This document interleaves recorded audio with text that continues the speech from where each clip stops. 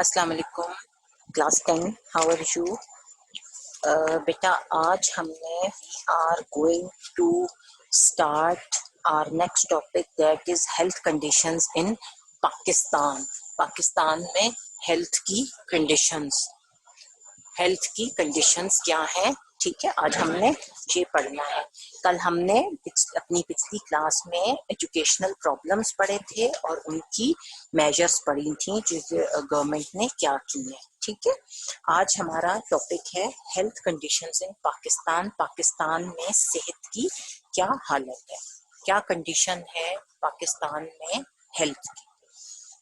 तो in Pakistan the health department is under control of provisional government, ठीक है। In Pakistan the department of health is under control of provincial government. जो हमारी provincial government होती है, provinces की हुकूमत होती है, वो उसके अंडर होता है हमारा हेल्थ डिपार्टमेंट, ठीक है। Its head is the health minister. और सूबे में जो हेल्थ मिनिस्टर होता है वो हमारे हेल्थ डिपार्टमेंट का हेड होता है। हेल्थ डिपार्टमेंट का हेड जो है वो हेल्थ मिनिस्टर होता है। आजकल पाकिस्तान में जो पंजाब है उसकी जो हेल्थ मिनिस्टर है यास्मीन राशिद, वो हेड है हमारी तमाम मेडिकल जो डिपार्टमेंट है, हेल्थ डिपार्टमेंट है उसकी, ठीक है। यास्मीन राशिद जो है वो हमारी हेड है तमाम मेडिकल इश्यूज की। और जो हेल्थ मिनिस्टर होता है वो अपनी प्रोविंशियल कैबिनेट, जो उसकी मेंबर्स की कैबिनेट होती है, उसके साथ मिलकर डिसाइड्स करता है for all the policies for the whole province. और पूरे प्रोविंस की जो मेडिकल पॉलिसीज होती हैं कि कौन कौन से इश्यूज जो हैं उनको एड्रेस करना है, कौन कौन सी चीज़ों को देखना है, कौन कौन सी चीज़ें साथ लेकर चलनी है, उनका रिस्पॉन्सिबल जो है वो हेल्थ मिनिस्टर होता है उस प्रोविंस का। और हेल्थ मिनिस्टर जो है वो किसकी असिस्टेंस से काम करता है, अपनी कैबिनेट, जो उसकी इलेक्टेड कैबिनेट होती है प्रोविंस की, उसके साथ मिलकर वो काम करता है और पॉलिसीज बनाता है फॉर द होल प्रोविंस।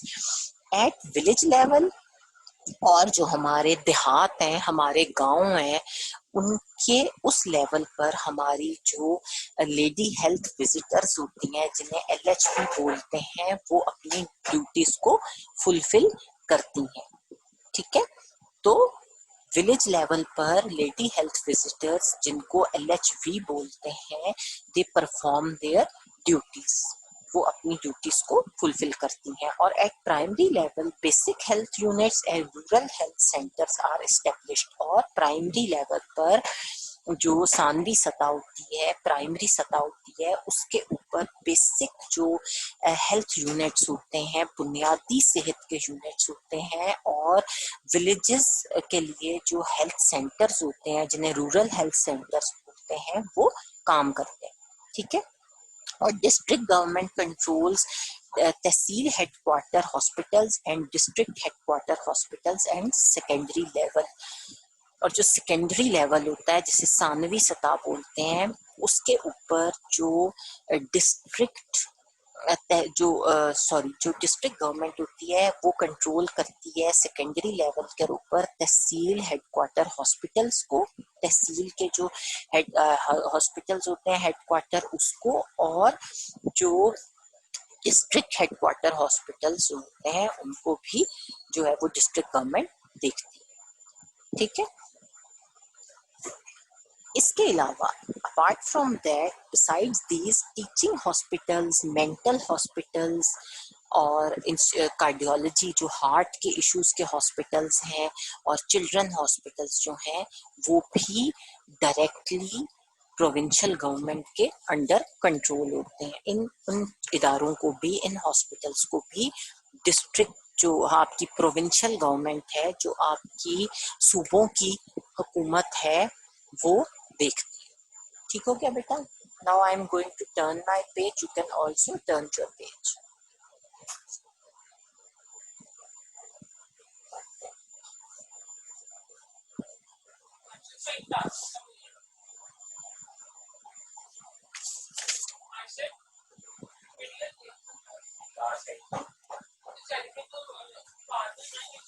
ठीक हो क्या बेटा? आपके और मेरी बुक के पेजेस में और हेडिंग्स में और स्टैटिस्टिक्स में डिफरेंसेस हो सकते हैं, बिकॉज इस किताब के डिफरेंट एडिशंस होते हैं। हो सकता है मेरे पास कोई पुराना एडिशन हो, आपके पास नया हो, इसलिए इस बात से आप लोग परेशान मत होइएगा। ठीक है, अब हमने पढ़ना है establishment of medical college and various medical institutions. Pakistan के जो मेडिकल कॉलेजेस हैं और डिफरेंट वेरियस मेडिकल इंस्टीट्यूशंस हैं, उनका क्या स्टेटस है। Presently there are many medical colleges and medical universities in the countries which fulfil medical needs. ठीक है, और in our country at the present there are many medical colleges or medical universities in our country which fulfill the medical needs of our country. So, Institute of Public Health and University of Health Sciences are established in Lahore. और लाहौर में इस वक्त institute जो है of public health और university of health sciences वो established हैं, वो कायम हैं, जो हमारे हेल्थ इश्यूज को देख रही हैं। और Pakistan nursing council and medical and dental council were established in Islamabad. और पाकिस्तान नर्सिंग काउंसिल और मेडिकल और डेंटल काउंसिल जो है इस्लामाबाद की, वो भी कायम है पंजाब में, लाहौर में, जो कि हमारे तमाम नर्सिंग मेडिकल और डेंटल काउंसिल जो है वर स्टैब्लिश्ड इन इस्लामाबाद, वो इस्लामाबाद में कायम जो है वो की गई हैं। और हॉस्पिटल्स फॉर हार्ट डिजीजेस, दिल के मरीज जो अमराज हैं, वो बर्न यूनिट्स कौन से होते हैं? जहां पर के जले हुए लोग जो हैं उनको लाया जाता है इलाज के लिए। तो बर्न यूनिट्स और mother and child care units, माँ और बच्चा, जब बच्चा पैदा होता है तो माँ और बच्चे की वेलफेयर के लिए, बेहतरी के लिए जो अस्पताल है, वो भी पाकिस्तान के जो बिग सिटीज हैं, लार्ज सिटीज हैं, उनमें they have been built up. और ये हॉस्पिटल्स जो हैं, they provide timely medical care to patients and are involved in the effort to save their lives. और ये हॉस्पिटल्स जो हैं, ये मरीजों को in time medical facilities provide करते हैं और उनकी जो लाइव्स हैं उनको बचाने की कोशिश में मसरूफ है। ठीक है, they work very hard to save the lives of the people. ठीक हो गया। उसके बाद है एरेडिकेशन ऑफ डिजीजेस, बीमारियों का खात्मा और उनकी रोकथाम। किस तरह हमने बीमारियों को खत्म करना है और किस तरह हमने बीमारियों को रोकना है बढ़ने से, फैलने से।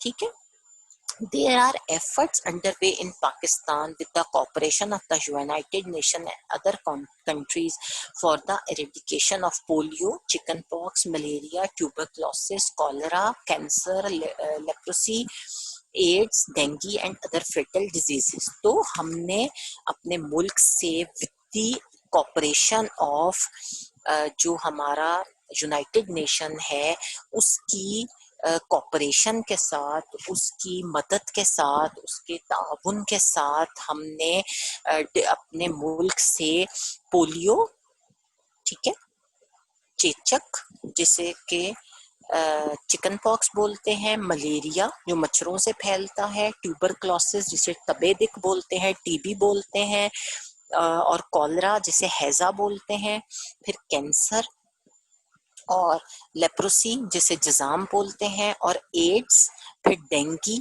और डेंगी जैसे जो फेटल डिजीजेस हैं, मूजी अमराज हैं, खतरनाक डिजीजेस हैं, उनको खत्म करने के लिए पाकिस्तान से वो हम काम जो है वो अक़वाम मुत्तहिदा यूनाइटेड नेशन के कॉपरेशन से कर रहे हैं।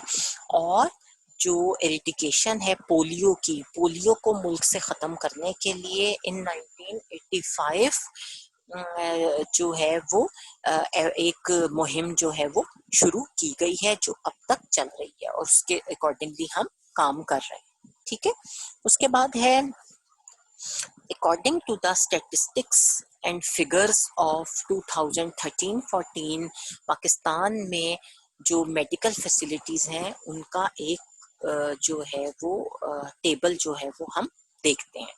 पाकिस्तान में जो कुल रजिस्टर्ड गवर्नमेंट हॉस्पिटल्स हैं वो कितने हैं? 1096 टोटल रजिस्टर्ड हॉस्पिटल्स जो हैं वो 1096 हैं पाकिस्तान में। बुनियाद जो हमारे बेसिक हेल्थ यूनिट्स हैं वो 50,527 हैं। उसके बाद जो हमारे देही सेहत के मराकज़ हैं, जो हमारे देहात में विलेजेस में हेल्थ सेंटर्स हैं वो 650 हैं। जो हमारी डिस्पेंसरीज हैं वो 53,010 हैं। उसके बाद जो हमारे रजिस्टर्ड डॉक्टर्स हैं वो 1,67,757 हैं। जो रजिस्टर्ड डेंटिस्ट हैं हमारे वो 13,716 हैं। उसके बाद जो हमारी रजिस्टर्ड नर्सेज हैं वो 86,183 हैं। फिर हॉस्पिटल का जो हमारे 1 बेड है इन अ हॉस्पिटल, उसके अगेंस्ट हमारे पास कितने पेशेंट्स हैं? 1,647। मसलन 1,647 लोग हैं और 1 बेड है हमारे पास सिर्फ। ये बुरे हाल है हमारे मुल्क में बीमारियों के, सेहत के और हॉस्पिटल्स के। और एक डॉक्टर जो है वो कितने लोगों के लिए है? 1100 लोगों के लिए। 1,099 लोग जो हैं उनके लिए सिर्फ एक डॉक्टर है पाकिस्तान में। और एक डेंटिस्ट जो है वो 13,441 लोगों के लिए। ठीक है, एक डेंटिस्ट जो है, दांतों का जो डॉक्टर है उसे डेंटिस्ट बोलते हैं। एक डेंटिस्ट जो है वो कितने लोगों के लिए है? 13,441। क्लियर? समझ आ गया बेटा? ये सर्वे आपको सारा हमारा शीट के पाकिस्तान में क्या बुरे हालात हैं हमारे मेडिकल डिपार्टमेंट के। उसके बाद है problems faced by the health sector. अब वो कहता है कि हमारा हेल्थ सेक्टर जो है, आवर पाकिस्तान हेल्थ सेक्टर है is facing a lots of problems. बहुत सारे प्रॉब्लम्स हमारा हेल्थ सेक्टर पाकिस्तान में वो फेस कर रहा है। बहुत सारे हेल्थ इश्यूज जो हैं वो पाकिस्तान में वो जो है हमारा हेल्थ डिपार्टमेंट वो फेस कर रहा है। There is an abundance of diseases and the facilities for treatment are limited and below standard. तो हमारे पास बहुत बड़ी तादाद में जो बीमारियां हैं, डिजीजेस हैं, उनकी बहुत ज्यादा कसरत है। वो बहुत ज्यादा बड़ी तादाद, बहुत ज्यादा बीमारियां हैं। और उसके कंपैरिजन में जो हमारा मेडिकल ट्रीटमेंट है, जो फैसिलिटीज हैं हमारी मेडिकल की, वो बहुत कम है। बीमारियां ज्यादा हैं, इलाज कम है। और अगर इलाज हैं भी तो वो सब स्टैंडर्ड हैं, लो स्टैंडर्ड हैं, बिलो स्टैंडर्ड हैं, गैर म्यारी है। ठीक है, बीमारियां ज्यादा हैं लेकिन उनका इलाज जो है या तो वो कम है या नहीं है, और अगर है तो वो लो स्टैंडर्ड की इलाज है। उसके बाद है another important reason for medical problems in Pakistan is over population. तो एज वी नो कि Pakistan is a thickly populated country. Pakistan is facing a problem of over population. Limit से ज्यादा पॉपुलेशन है पाकिस्तान में। और if we will compare our population with other developed countries, तो we are far above the list. हम बहुत ऊपर आते हैं ओवर पॉपुलेशन कंट्रीज की लिस्ट में। एंड वी जो कि विच इज मच मोर, बहुत ज्यादा है when we will compare ourselves to developed countries. ठीक, this overpopulation has paralysed the medical structure of the countries. और ये पॉपुलेशन जो है इसने हमारा जो मेडिकल स्ट्रक्चर है, हमारा जो मुल्क का मेडिकल डिपार्टमेंट है, उसको पैरालाइज कर दिया है, उसको मफलूज कर दिया है, उसको बिल्कुल वो मतलब वो काम करने के काबिल नहीं रहा। उसके ऊपर इतना बर्डन है कि वो पैरालाइज हो गया है, उसको वो पैरालिसिस के उसमें आ गया है और हमारे पूरे कंट्री को जो है वो मेडिकल स्ट्रक्चर को इस स्ट्रेस ने, ओवर पॉपुलेशन के इसने उसको जो है वो बिल्कुल जो है वो मफलूज कर दिया है, पैरालाइज कर दिया, बर्डन है। And we are faced with countless medical problems, और इस ओवर पॉपुलेशन की वजह से हमें बेशुमार जो है वो नुकसानात जो हैं, मेडिकल प्रॉब्लम्स जो हैं उनका सामना करना पड़ रहा है। उसके बाद नेक्स्ट है, in Pakistan due to different contagious and fatal diseases countless peoples die each year. और पाकिस्तान में बहुत सारी कंटेजियस डिजीजेस हैं, इन्फेक्शियस डिजीजेस हैं, वो डिजीजेस जो एक से दूसरे शख्स में मुंतकिल होती हैं वो बहुत ज़्यादा हैं पाकिस्तान में।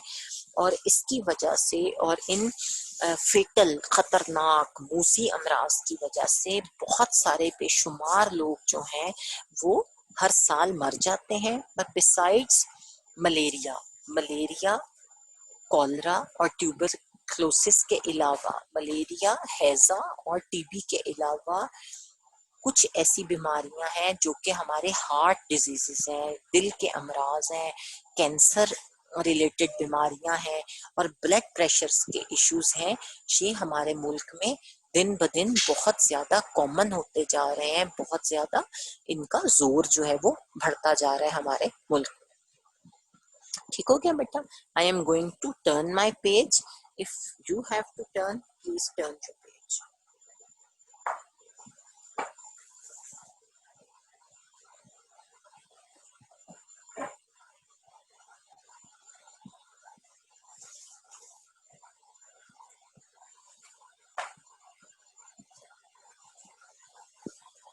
ठीक हो गया बेटा? उसके बाद हमारा एक और जो प्रॉब्लम है which are health sector is facing, that is nutritional imbalance and poor health are creating lack of immunity. और हमारी जो इम्बैलेंस्ड डाइट है, जो गैर मुतवाजिन न्यूट्रिशनल इम्बैलेंस है डाइट का, हमारी जो खुराक है वो बैलेंस्ड नहीं है, मुतवाजिन नहीं है, और उसकी वजह से, अच्छी डाइट ना होने की वजह से और पुअर हेल्थ जो है, गरीब जो सेहत की खराबी है लोगों की, वो बहुत ज्यादा प्रॉब्लम्स जो है वो क्रिएट कर रही है। और लोगों में जो इम्यूनिटी है वो बहुत ज्यादा कम कर रही है। ये इम्बैलेंस डाइट जो लोगों की कुव्वत मुदाफ़ियत है, बीमारियों से लड़ने की जो सलाहियत है, वो बहुत ज्यादा लोगों में कम हो गई है और लोग जो है वो लैक ऑफ जो इम्यूनिटी उसकी वो फेस कर रहे हैं। ठीक है? Now next is, one important cause for diseases in Pakistan is the adulteration of food items. This leads to lower health standards in Pakistan. और one important cause for diseases in Pakistan, एक और वजह जो बीमारियों की पाकिस्तान में है वो क्या है कि adulterated food है। हमारा जो खुराक है, खाना जो हम खाते हैं उसमें जो मिलावट है, मसलन हमारा दूध है उसमें पानी मिला दिया, मिलावट कर दी, हमारी मिर्चें जो हैं उसमें ईंटों को भी कूट के डाल दिया, मिलावट कर दी। तो ये एक बहुत बड़ा रीजन है हमारे मुल्क में बहुत सारी डिजीजेस के बढ़ने का। और ये किस तरफ जाता है? ये लोअर करता है health standards in Pakistan. Pakistan में जो सेहत के मयार हैं, पाकिस्तान में जो मयार सेहत है उसको खराब करने में एडल्टरेटेड फूड जो है, जो खाना मिलावट वाला है, उसका बहुत बड़ा रोल है। ठीक हो गया? Next problem is illiteracy. लोग जो हैं वो अनपढ़ हैं, लोग जो हैं वो नाख्वानदा हैं, इलिटरेट हैं, वो पढ़े लिखे नहीं हैं, उनको नहीं पता कि कौन सी चीज जो है वो हमारे लिए सही है और कौन सी चीज गलत है। And people are not familiar, वो नहीं जानते with the rules of health safety, उन्हें नहीं पता कि जो हिफ्ज़ाने सेहत हैं, रूल्स हैं हेल्थ के, उन वो क्या है, हमें किस तरह एक हेल्दी लाइफ गुजारनी है, किस तरह हमें हेल्थ के स्टैंडर्ड्स को फुलफिल करना है, किस तरह हमें हेल्थ स्टैंडर्ड्स जो है उनको मीट करना है, किस तरह हमें हेल्थ स्टैंडर्ड्स जो हैं उनको फुलफिल करना है। ठीक है, there are countless heaps of dirt and garbage everywhere, और पाकिस्तान में जगह जगह जो है वो गंदगी और गलाजत ढेर पड़े हुए हैं। हीप्स होता है ढेर, काउंटलेस हीप्स हैं, ढेर हैं गंदगी के और कूड़े के और गलाजत के। हर जगह पर जहां आप घर से निकले आपको जगह जगह लोगों को जहां जगह मिलेगी वो कूड़ा फेंक जाएंगे। ठीक है, houses are not airy and well lit, और घर जो हैं वो हवादार नहीं है, वहां पे हवा का कोई पहुंच नहीं है, वो तंग घर है, छोटे घरों में लोग रहते हैं, हवा का कोई गुजर नहीं है वहां से, एयरी नहीं है, और बहुत ज्यादा रोशन घर जो है वो नहीं है। ठीक है, तारीख और छोटे घरों में लोग जो है वो रहते हैं और हवा का कोई गुजर नहीं होता लोगों के घरों से। और आपको पता है जिस जगह से रोशनी आए, जिस जगह हवा आए, जिस जगह एयर क्रॉस हो, धूप लगे, रोशनी आए, वो जर्म से पाक हो जाती है जगह। तो पाकिस्तान के अवाम जो है उनके घर जो है वो एरी नहीं है और बहुत ज्यादा रोशन नहीं है, तंग घर है, तारीख घर है, रोशनी और धूप का गुजर नहीं है वहां से, इसलिए लोग बेशुमार बीमारियों का शिकार है पाकिस्तान। क्लियर, ये पाकिस्तान के हेल्थ इश्यूज थे जो हम फेस कर रहे हैं। अब है solutions to the problems faced by the health sectors. जो हमारे हेल्थ सेक्टर्स के ये प्रॉब्लम्स हैं उनका सॉल्यूशन जो है वो क्या है, वो प्रॉब्लम्स जिन्हें अभी हमने पढ़ा है, अगर हम उन प्रॉब्लम्स को सॉल्व कर दें तो वो हमारे प्रॉब्लम्स खत्म हो जाएंगे। ठीक है, तो सॉल्यूशन जो है प्रॉब्लम्स का वो क्या है हेल्थ के, a larger budget should be allocated for the health sector by the government, तो government should allocate higher budgets, ज्यादा पैसा जो है वो allocate करें for the health sector, health के सेक्टर को इम्प्रूव करने के लिए, हेल्थ के सेक्टर को बेहतर बनाने के लिए ज्यादा पैसा जो है वो हुकूमत को चाहिए कि वो अपने हेल्थ सेक्टर को प्रोवाइड करे। और hospitals should be provided with medical facilities, और हमारी जो हेल्थ सेक्टर्स हैं उनको प्रोवाइड करना चाहिए मेडिकल फैसिलिटीज से। जो हमारी हेल्थ फैसिलिटीज हैं, जो हमारी तिब्बी सहूलियात हैं, हेल्थ की सहूलियात हैं, वो हमारे हॉस्पिटल्स को प्रोवाइड करनी चाहिए। और the problems of shortage of doctors, और जो डॉक्टर्स की शॉर्टेज है, कमी है, उसको ख़त्म करना चाहिए, उसको जो है वो ओवरकम करना चाहिए, और over population should be controlled. और हमारे मुल्क में जो ज़्यादा पॉपुलेशन है, जो लिमिट से ज्यादा पॉपुलेशन है, उसको कंट्रोल करना चाहिए। People should be made familiar with health safety rules and importance of balanced diet, and people should know what is the importance of balanced diet. अच्छी डाइट जो है वो उसके इस्तेमाल के क्या फायदे हैं ये पाकिस्तान के लोगों को पता होना चाहिए। और the people of Pakistan should be should be made familiar, उनको familiar बनाना चाहिए हेल्थ के जो असूल होते हैं, जो सेफ्टी रूल्स होते हैं हेल्थ के, जो हिफ्ज़ाने सेहत के असूल होते हैं, वो लोगों को बताने चाहिए। और लोगों को बताना चाहिए कि बैलेंस्ड डाइट इस्तेमाल करना कितना ज़रूरी है। Rate of population growth should be controlled effectively, और हमारी जो आबादी है, पॉपुलेशन है, इसको कंट्रोल में रखने के लिए कौन कौन से स्टेप्स जो हैं शुड बी टेकन, कौन कौन से इफेक्टिव मेजर्स जो हैं वो लेने चाहिए, उठाने चाहिए अपनी पॉपुलेशन को कंट्रोल करने के लिए। And steps should be taken to check the adulteration of food and drink items. और एक और चीज जो गवर्नमेंट को चेक करनी है, जिसके ऊपर बहुत ज्यादा स्ट्रेस करना है, वो ये है कि हमें जो अपने खाने पीने की चीजें हैं उसमें जो मिलावट है, एडल्टरेशन है, उसको खत्म करने के लिए स्टेप्स जो है वो लेने चाहिए। उसके बाद है जी नॉन क्वालिफाइड डॉक्टर्स, जिन्हें हम क्वैक्स बोलते हैं, जो कि पढ़े लिखे नहीं होते, सिर्फ अपनी दुकान चमकाकर अपने चार औजार बनाकर जो है वो बैठ जाते हैं लोगों की सेहत के साथ खेलने, उनको क्वैक्स बोलते हैं।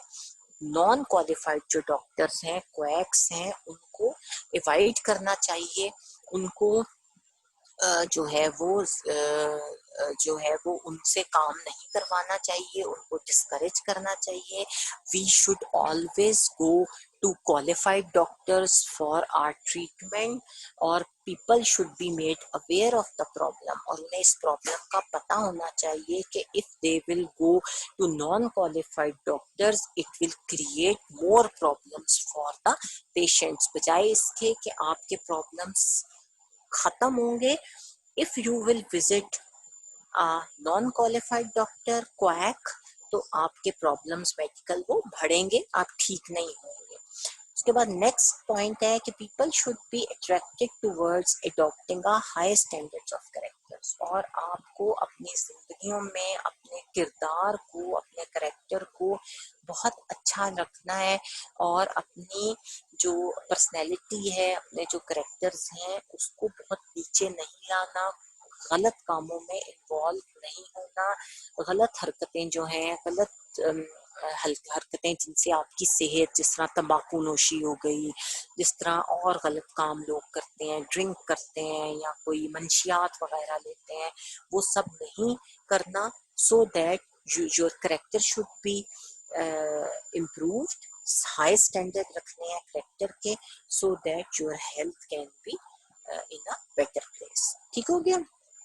Now next topic is major features of Pakistani society and culture।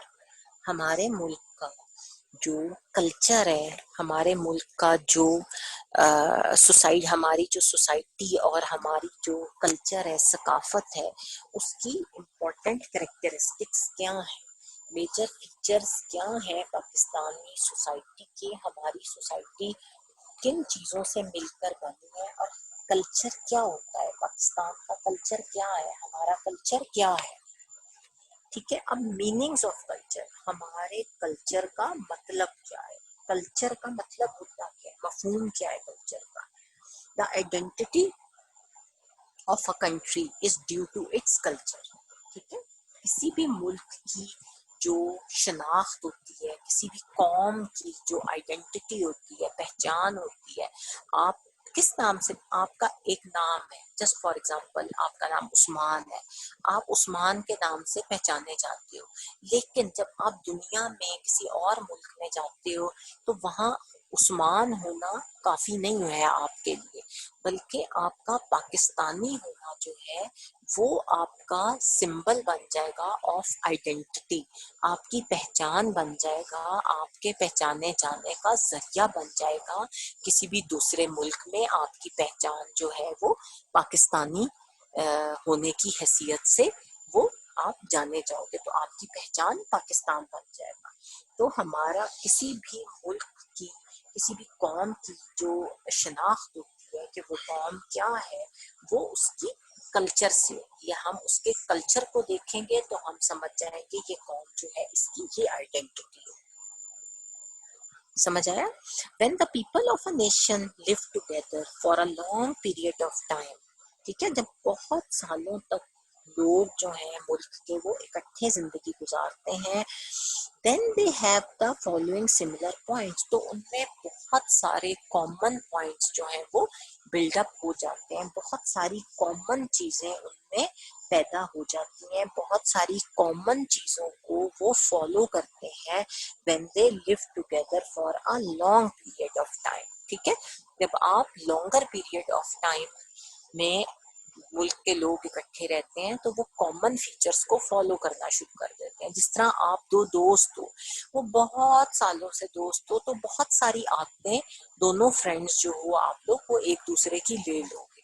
तो उसी तरह when the people of any nation, people of any state, किसी भी मुल्क के लोग when they live together for a long period of time, जब वो बहुत लंबे अरसे के लिए इकट्ठे रहते हैं तो they follow common similar points। कौन से कॉमन पॉइंट्स उनमें बिल्डअप हो जाते हैं? म्यूचुअल वैल्यूज, वो मुश्तरका वैल्यूज उनमें पैदा हो जाती है। मसलन बड़ों की इज्जत करना, छोटों से प्यार करना, टीचर्स की रिस्पेक्ट करना, बूढ़ों का रिस्पेक्ट करना, बूढ़ों को उनका मुकाम देना, सीनियर सिटीजन्स को इज्जत देना, ये सब चीजें जो हैं ये को इज्जत देना, ये सब चीजें जो हैं ये उसमें आपके अंदर पैदा हो जाती हैं जब आप बहुत अरसे के लिए इकट्ठे रहते हो। ठीक है, तो mutual values, tradition and customs, तो आपकी जो मुश्तरका वैल्यूज है, आपकी जो कस्टम्स हैं, रस्मो रिवाज हैं, आप किस तरह शादियां करते हो, किस तरह किसी की फौतगी हो जाए तो उसका फ्यूनरल करते हो, किस तरह बच्चा पैदा हो उसके कान में आवाज देते हो, तो ये सब आपके रस्मो रिवाज। और how do you spend your life, आपका अंदाजे जिंदगी क्या है, आपके कस्टम्स क्या है। ठीक है, ये सब चीजें आप में पैदा हो जाती हैं कॉमन। और फिर आपके जो लोकल लॉज हैं वो क्या हैं, आपके आइली कवानीन क्या हैं, आपके लोकल लॉज जो हैं किसी भी मुल्क के वो क्या हैं। ठीक है, फिर आपकी जो एंटरटेनमेंट्स हैं वो भी आपकी कॉमन हो जाती हैं। ईदें मनाते हो, शबरातें मनाते हो, ईद मिलादुन नबी सेलिब्रेट करते हो मिल के, तो आपकी जो एंटरटेनमेंट्स हैं, आप पार्क्स में जाते हो बच्चों को लेके, ये सब चीजें भी आपकी कॉमन पैदा हो जाती हैं। फिर आपके स्पोर्ट्स हैं, आप कौन कौन सी खेलें शौक से खेलते हो। फिर आपके आर्ट्स और रूल्स ऑफ कम्युनिटी क्या है, आपका आप कौन कौन से मीडियम ऑफ आर्ट्स जो है, फनून जो है वो आपके अंदर पैदा हो जाते हैं, हो रहे हैं, कौन से हैं जो आप शौक से करते हो एज अ नेशन। और आपकी कम्युनिटी के रूल्स क्या है, आपकी जो जिंदगी है उसके असूल क्या है। ये सब चीजें जो है ये वो कॉमन पॉइंट्स हैं जो आपके अंदर पैदा हो जाते हैं when people live together for a longer period of time। ठीक हो गया। These special aspects make a nation different and distinct from other nation। और यही करेक्टरिस्टिक्स, कॉमन पॉइंट्स, खूबियां जो आपके अंदर पैदा होती हैं, ये आपको दूसरी कौमों से डिफरेंट और बेहतर बना देती हैं, दूसरी कौमों के मुकाबले में आपको मुनफरिद, डिफरेंट बनाती हैं और आपको बेहतर बनाती हैं, प्रोमिनेंट करती हैं दूसरी कौमों के मुकाबले। ठीक हो गया। अब है हमने देखनी है एडवर्ड टाइलर की definition of culture. Edward Tylor has given the definition of culture. Edward Tylor जो कि जिसने हमें एक डेफिनेशन दी है कल्चर की। कल्चर क्या है, एडवर्ड टाइलर कहता है, ये क्वेश्चन बहुत आता है कि मीनिंग ऑफ कल्चर क्या है, what is the meaning of culture. और लॉन्ग आंसर्स में भी कल्चर का क्वेश्चन आता है काफी, कि उसकी जो कल्चर के नोटेबल करेक्टर्स हैं पाकिस्तानी कल्चर और सोसाइटी के, वो लिखे। एडवर्ड टाइलर कहता है कि culture is related to all types of knowledge and arts. Culture किस चीज को रिलेट करता है, हर किस्म के आर्ट को और हर किस्म की नॉलेज को, लॉस को और बिलीव्स को, आपके कवानीन को, आपके जो रस्म रिवाज है, कस्टम्स हैं, अतकादात हैं, बिलीव्स हैं, आप किन किन चीज़ों पे बिलीव रखते हो, उनके ऊपर उन तमाम चीज़ों से रिलेट करता है। ठीक है, और आपकी सकाफत क्या है, उन तमाम चीज़ों से आपकी सकाफत जो है वो उसको रिलेट करता है। किन किन चीज़ों से, आर्ट्स के साथ, आपके बिलीव्स के साथ, लॉस के साथ और आपकी ट्रेडिशंस के साथ। It is also related to the thoughts and actions of human। और इवन आपका कल्चर जो है वो रिलेट करता है आपकी सोच के साथ। आप क्या सोचते हो, इंसान क्या सोचते हैं, इंसान किस चीज पर किस तरह अमल करते हैं, उन तमाम चीजों को भी रिफ्लेक्ट करता है आपका कल्चर। अगर कोई बच्चा बदतमीजी करेगा, कोई बच्चा बड़ों की इज्जत नहीं करेगा, कोई बच्चा क्लास में मिसबिहेव करेगा, तो हम कहेंगे कि तुम्हें तुम्हारे बड़ों ने, तुम्हारे कल्चर, ये हमारे कल्चर का हिस्सा है। हमारे कल्चर का हिस्सा ये नहीं है। हमारा कल्चर जो है वो बड़ों की इज्जत करना सिखाता है। तो आपके थॉट्स को, जो आप सोचते हो, और आपके एक्शंस को जो आप करते हो प्रैक्टिकली, उन सबको भी रिलेट करता है आपका कल्चर। ठीक हो क्या? So culture is a whole and it thrives due to the intentional or unintentional actions of people living in an area. तो आपका कल्चर जो है वो रिलेट करता है, ये हमने पढ़ लिया। और कल्चर जो है वो एक होल है, वो एक कुल है, वो एक कलेक्टिव चीज है। और कोई भी इलाका जो है उसमें वो लोग जो उसके रेजिडेंट हैं, those are people who are living in any area, वो इंटेंशनल होता है, नियत से, जानबूझ के, जानते बूझते हुए, इरादी तौर पर, इरादा करके। और अनइंटेंशनल होता है गैर इरादी तौर पर, ना जानते हुए भी जो है वो लोगों के जो अफाल है, लोग जो काम करते हैं, चाहे वो इंटेंशनली करें, जानबूझ के करें, या अनइंटेंशनली करें, गैर इरादी तौर पर करें, वो रिफ्लेक्ट करता है वो जो है वो रहने वाले लोगों के जो इंटेंशनल और अनइंटेंशनल जो एक्शंस हैं लोगों के, उनकी बदौलत वो बढ़ता है, परवान चलता है। ठीक है। और in this way their beliefs, custom and traditions, knowledge and arts, laws and social behaviour are included in it. और हमारे जो लोग हैं, इसी तरह उनके जो बिलीव्स हैं, उनके ट्रेडिशंस हैं, उनके जो आर्ट्स हैं, उनके लॉज हैं, और जो उनकी सोशल वैल्यूज हैं, नॉर्म्स हैं, वो इनमें शामिल होते जाते हैं। तो वो तमाम चीजें, ये एक पूरा कलेक्टिव होता है कि इंसान जो है वो अपनी सोच और अपने एक्शंस में जो करके दिखाते हैं, वो इन चीजों को रिफ्लेक्ट करते हैं। और पाकिस्तानी जो सोसाइटी है और पाकिस्तानी जो कल्चर है, उसके नोटेबल फीचर्स जो हैं वो हमारे पास हैं। There are certain notable features which Pakistani culture reflects. Pakistan का कल्चर कुछ इम्पोर्टेंट फीचर्स को रिफ्लेक्ट करता है। उनमें सोशल वैल्यूज हैं, पाकिस्तान का फूड है, रिलीजियस यूनिफॉर्मिटी है, मिक्स्ड कल्चर है, ड्रेस है, फेयर्स एंड उर्सेस हैं, स्पोर्ट्स है, रिलीजियस फेस्टिवल्स हैं, फिर हमारे कस्टम्स एंड ट्रेडिशंस हैं, और डिफरेंट आर्ट्स हैं। Inshallah, in our next class, we will do all the notable characters of Pakistani culture and society in detail. So, for today, it's enough. Today's lecture is going to be end up over here. Inshallah, in our next class, we will do the notable characters of Pakistani culture and society. Till then, Allah Hafiz.